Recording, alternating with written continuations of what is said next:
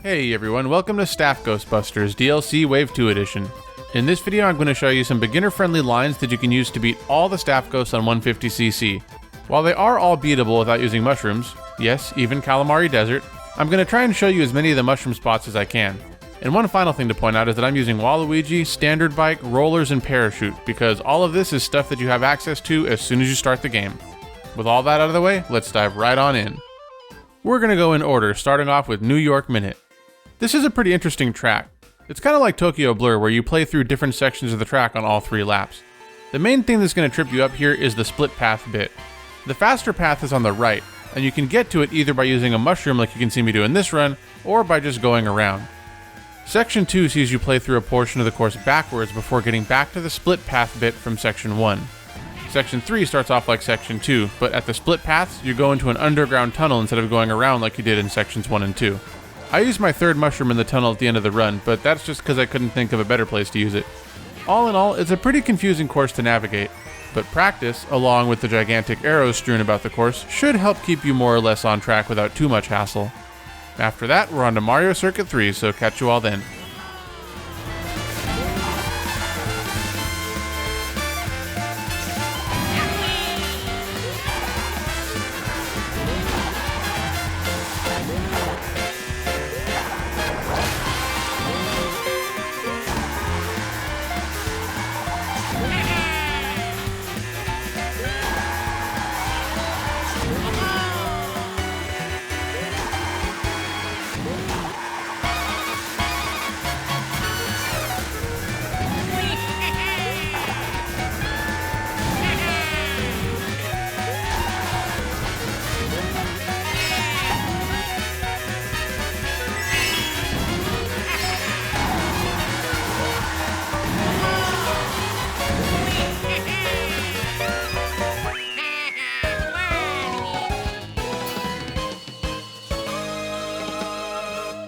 Mario Circuit 3 is a pretty cool course because if you've got good fundamentals, then there's almost nothing you really need to figure out about how the track works. That is, of course, except for where the best place to use your mushrooms is at. That's because there's a ton of off-road here, and honestly, no matter where you decide to use your mushrooms, you should be fine. The basic game plan for beating this staff ghost is to go wide to collect as many coins as you can early on, so that you can take this absolutely ridiculous mushroom shortcut about 2/3 of the way through the lap. Now the mushroom that I use on lap 1 is at the optimal mushroom spot, but it can be tricky to learn how to do the entire cut without running out of mushrooms, so I show you a couple more places you can use them on laps 2 and 3. One thing to point out about the lap 2 spot is that you can actually do that little shortcut with no mushrooms at all, saving about half a second per lap. I'll show you that shroomless shortcut on lap 3, so definitely try and learn it because it's not super difficult. Speaking of lap 3, the off-road that I cut at the end of the lap requires that you jump just around the time that the mushroom runs out if you want to make it all the way through. It's kind of tricky, and it also doesn't save that much time anyway, so I don't really recommend going for this unless you've got extra mushrooms to spare, for example if you're playing online. But with that, we've covered everything we need to know about this track, so let's move on to Kalimari Desert.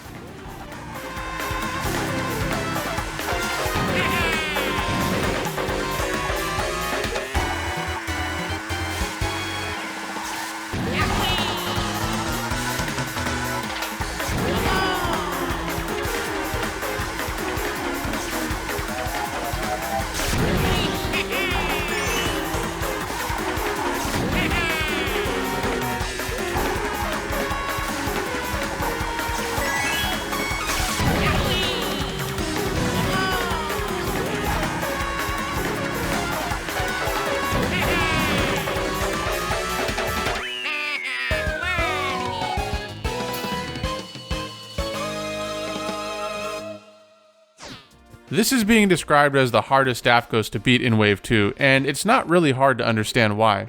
The mushroom shortcut that I do at the beginning of the lap is not at all optimal, but it's way easier than the version that the staff ghost does. And in addition to that, the course is pretty straightforward, and there's not a ton of room for optimization, which unfortunately also means there's not a ton of room for you to save time over the staff ghost. That being said, if you follow the lines that I take for lap 1, then you should be in a pretty good spot, more or less. On lap 2, we're going to basically do the same shortcut that we did on lap 1, but we're going to use 2 mushrooms instead, which saves an insane amount of time. The reason we don't do that on lap 1 is because we only have 3 mushrooms to use, and we also want to make sure to grab the coins on the first turn. Now unfortunately, after lap 2, that means we've used all our mushrooms, so I can't show you the other shortcuts. However, they shouldn't really be that difficult to spot. Once you trick off the ramp towards the end of section 2, there's a ton of off-road to your left. And if you've got a golden mushroom, then you're golden. Just hang a hard left while using your mushrooms and you'll come out far ahead of your opponents. The last thing to mention is that when you get to the tunnel, don't try and drift right away. The train will come and it will hit you. But that's pretty much it for Kalimari Desert, so I'll catch you all in Waluigi Pinball.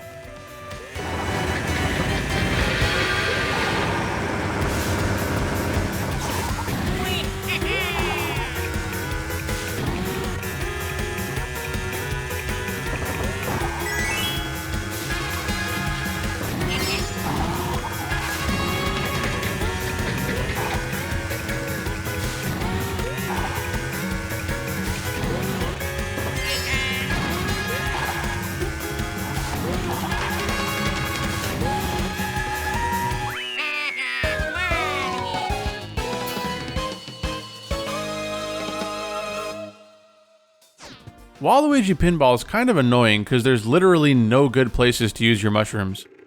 I just use them at the end of the laps by chaining an Ultra Mini Turbo boost into a mushroom boost. I'm sure there's better uses for mushrooms, but I just haven't spent that much time on the track yet to figure it out. So let's talk about the track a bit more. The first thing you're going to have to deal with is this annoying pinball that shows up when you go off the first ramp. If you just take some tight turns, you should be able to come out ahead of it, but if you're having trouble with that, then it might be worth trying to just use a couple of your mushrooms at the start to get ahead of it. Because after that, there's very little that's going to cause you problems here. Except for the hairpin turn after the orange boost ramp, which you absolutely want to be braking for so that you can take the turn as tightly as possible. It's a bit weird how straightforward the course is to time trial, given that it has some of the most RNG-esque cycle-based crap in the entire game, what with all the rotating bumpers and the fast-moving pinballs. In my experience though, the bumpers move slowly enough and the pinballs are predictable enough that they've just never really given me that many problems. That being said, you might want to look in your rearview mirror from time to time here, since those pinballs can hit you from behind, which is so annoying to lose a run to. With that though, we're done with Turnip Cup, so we're going to start off Propeller Cup with Sydney Sprint coming up next. And by the way, since we're halfway done with the tracks, this is as good a time as any to say, if the video's been helpful to you so far, you can return the favor by dropping a like and a comment on this video to let me know. Engaging with this video is the best way to help it get spread to more people looking to improve at the game, and the more people I'm able to help, the happier it makes me. So thank you all very much for that.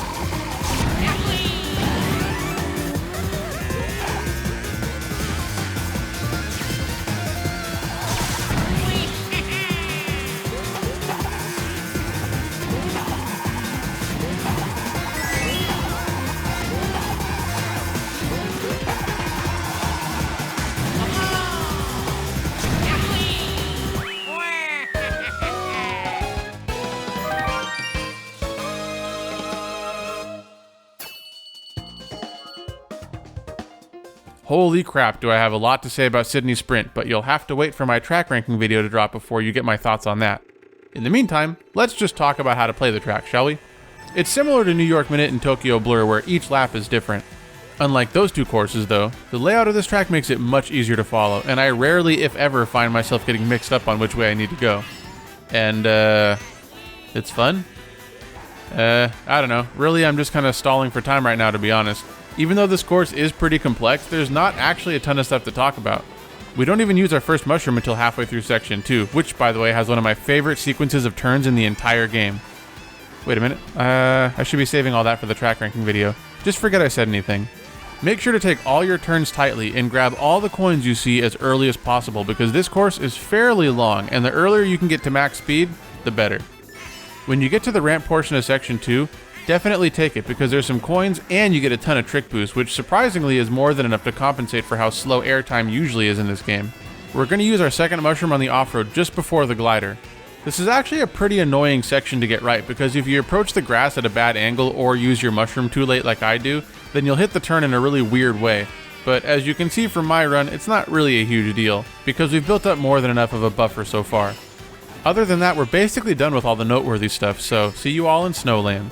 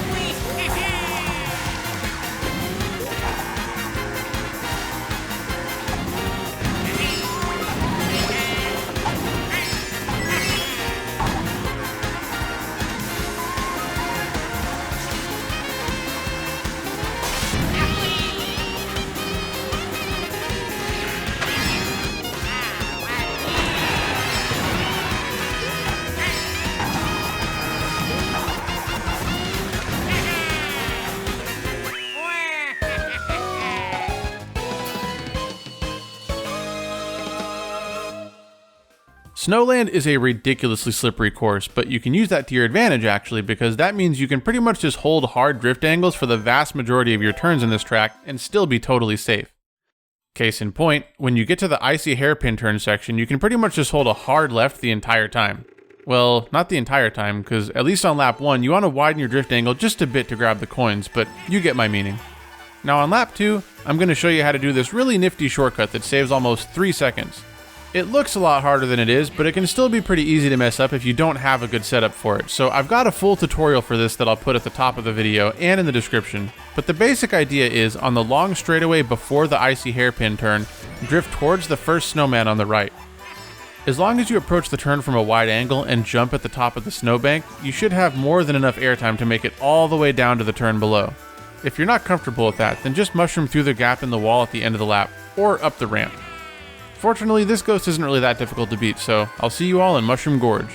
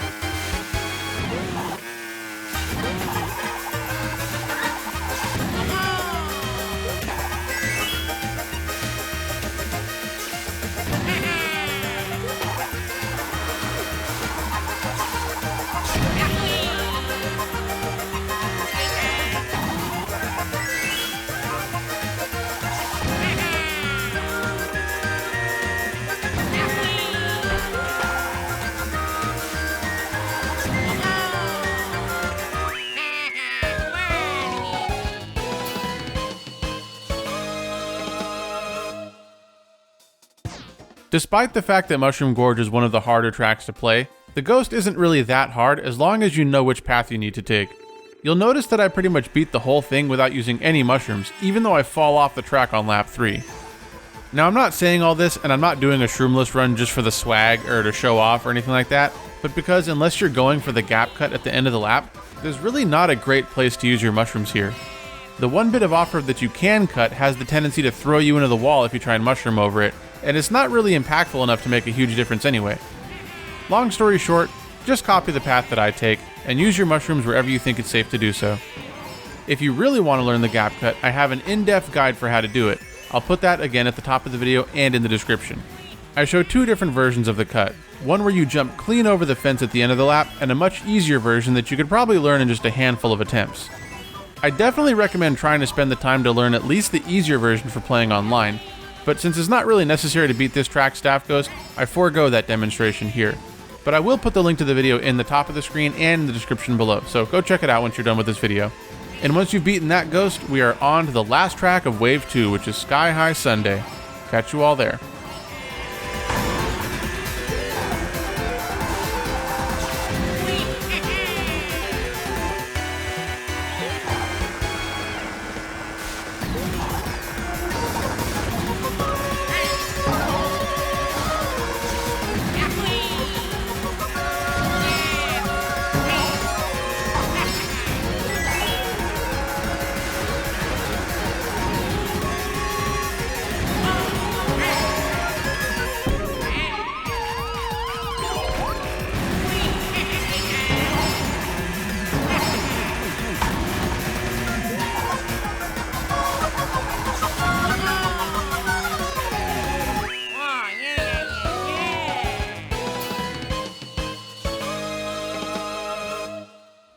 I'm gonna level with you all right now. This track is aggressively boring, and there's almost nothing to talk about in terms of strategy for beating the ghost.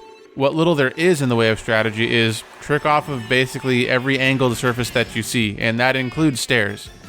Given that there isn't very much you can do to save time on this track, the timing for beating the Staff Ghost is fairly tight, so if you want a bit of an easier time, you can always switch from our current build to one that has Dry Bowser, Mach 8, and Leaf Tires if you've got them. Otherwise, that's pretty much it for this video. I hope that it helped you all out, and if it did, don't forget to click the like button down below, since again, that's the best way to help the video get spread to more people looking to improve at the game. Thank you all very much for taking the time out of your day to watch this video, and keep your eyes peeled for the 200cc version of the Staff Ghostbusters, which should be coming out within the next few days or so, give or take. Take it easy everyone, and I will see you all in the next video.